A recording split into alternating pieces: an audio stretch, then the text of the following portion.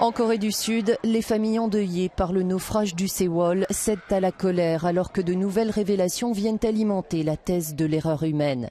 Les enquêteurs leur ont appris aujourd'hui qu'au moment de l'accident, c'est un subalterne de 3e rang qui se trouvait à la barre et non le capitaine. Des familles qui accusent le gouvernement et les secours d'incompétence. Les courants violents empêchent toujours les plongeurs de pénétrer dans l'épave.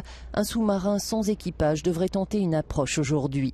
Les sauveteurs continuent d'injecter de l'air dans le restaurant du ferry où des passagers pourraient avoir survécu. 48 heures après le drame, le bilan s'établissait à 28 morts et 268 disparus. Leurs proches et les 179 survivants ne parviennent pas à pardonner au capitaine d'avoir abandonné le navire alors que les passagers recevaient pour consigne de rester dans les cabines. Le capitaine aurait dû être le dernier à quitter le ferry. Il a dû oublier son devoir sous le choc. Rationnellement, il est difficile d'imaginer qu'il ait pu quitter le navire si tôt.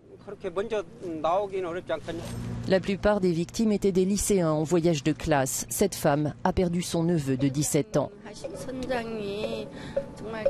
Si le capitaine s'était comporté correctement, beaucoup d'enfants seraient encore en vie. Ça fait mal. Ça fait vraiment mal. Le Sewol se rendait à l'île de Jeju, à 100 km des côtes. Erreur de navigation ou mauvais arrimage des marchandises, la cause du naufrage reste inconnue.